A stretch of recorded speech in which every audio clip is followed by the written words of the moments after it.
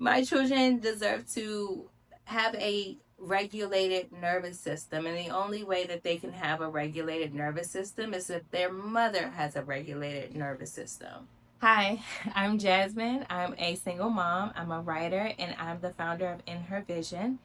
I create a safe space for real conversations around boundaries, healing, and trusting yourself through the process. In today's video, I am going to be talking about mother wounds, boundaries, and how important they are for you to uphold. Now, I'm recording this because something happened um, between yesterday evening and today that should have had me spiraling, but has me very proud of the boundaries that I have set for myself. It showed me how important my boundaries matter, especially when you're dealing with mother wounds and family dynamics. Now, this is not a response video, this is a reflection, and I'm sharing this in hopes that it resonates with someone and it reaches who it needs to reach. I didn't grow up in a home where emotional safety was modeled. I grew up in a home where I had to survive moods. I am the eldest daughter, so there was a lot of responsibility placed on me even as a child. I remember being 6 or 7 and being responsible for my older brother's overnight weekend bag. That's a core memory of mine. One of my earliest memories was being told, "Go pack your bag and go pack your brother's bag and make sure everything is in it."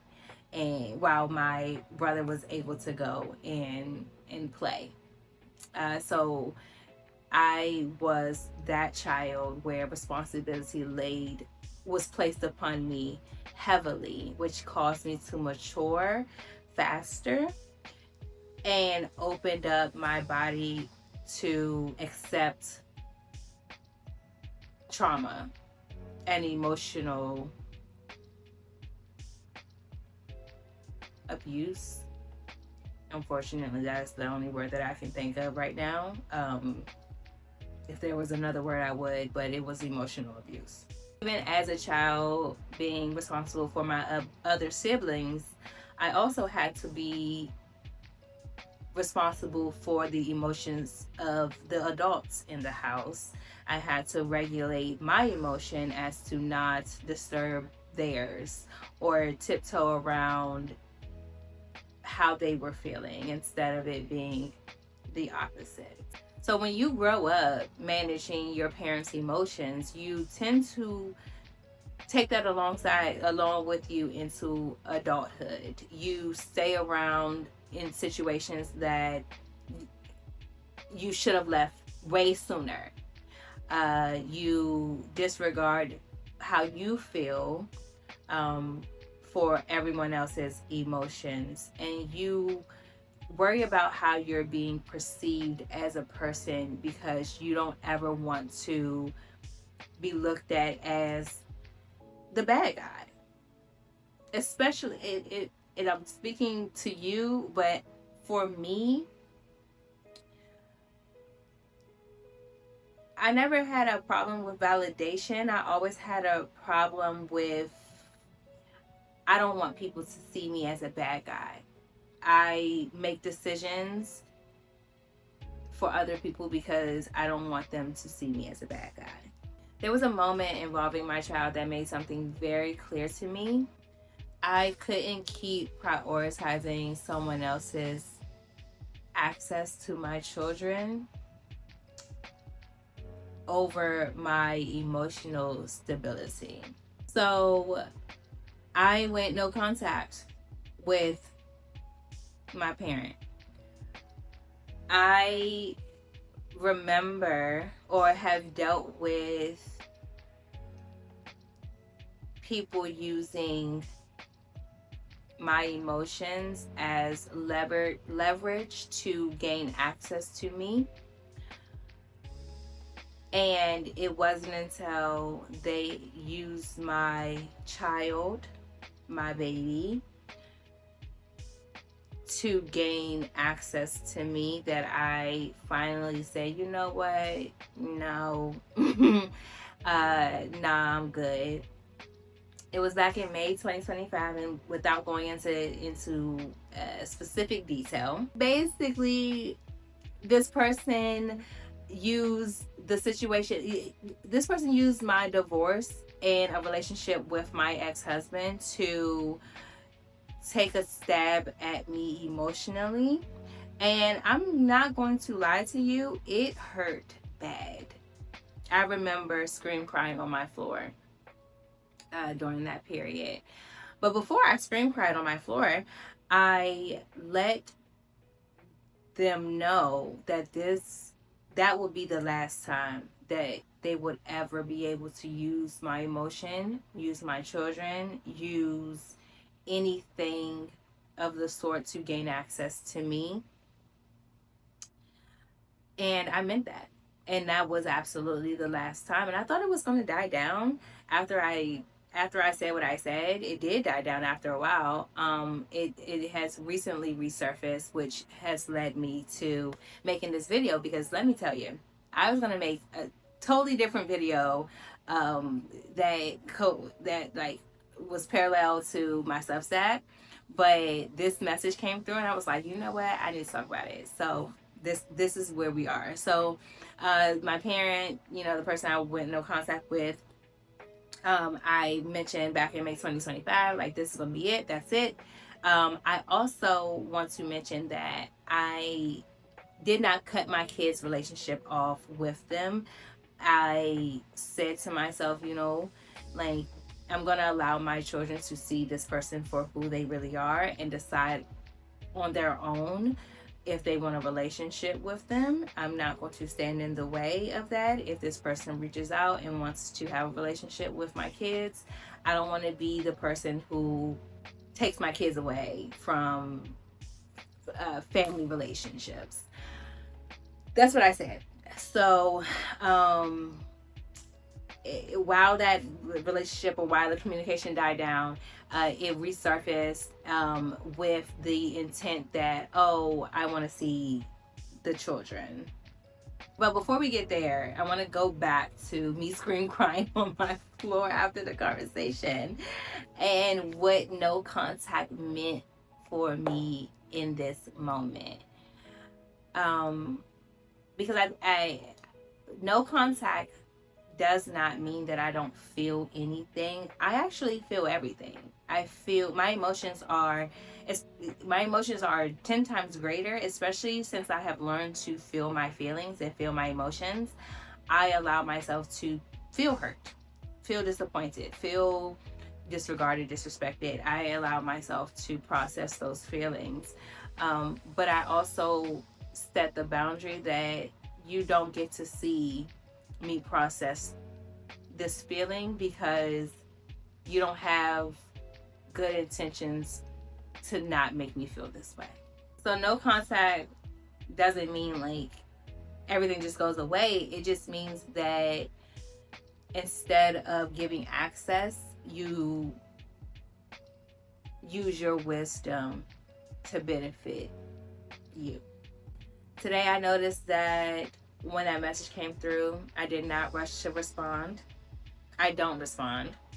I also did not feel guilty, which is a new thing for me, because like I said, perception and being perceived was everything to me.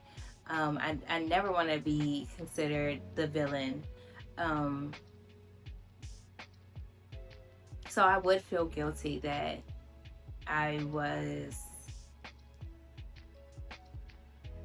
using my hurt as a way for my kids not to be able to go over there. Basically, I'm trying to use words, girl. No, they wanted to go over there, and I was gonna allow them to, but I changed my mind, and I don't feel guilty about it, because you don't get to disregard and disrespect and overstep boundaries time and time and time again and then use my children as a way to still have access to me. That's not what happens. That's not what happens. And it's very important that I made that realization or came to that conclusion, because I don't want my children to grow up in a family of dysfunction. I don't want them to see dysfunction. I don't want them to see disrespect. I don't want them to see disregard. I don't want them to see conflict, confusion, because that is not typical. That is not normal. My children deserve to have a regulated nervous system, and the only way that they can have a regulated nervous system is if their mother has a regulated nervous system. And the only way that I can have a regulated nervous system is that I have to have boundaries, and I have to stick to my boundaries so people won't be able to disrupt and disturb my peace. It took me a long time, 34 years to be exact. I'm 34, I'll be 35 in July. It took me a long time to finally feel peace, quiet, serenity. I finally feel alive. I finally feel like I'm living life for myself. And now that I know that this is a real feeling, that this is actually how I can live, there's nothing anyone can say or do to penetrate that, even if it is to buy my children clothes. So with me not feeling guilty anymore, it really came from, it's not that I am trying to keep my family apart, trying to pull them apart, trying not to have them have access. It's really me breaking the cycle. In 2026, my boundaries aren't loud. They're quiet. They're for me. They're not rules to be laid out. They're not things to have to explain to others. They're consistent and they don't require permission. I trust God enough now.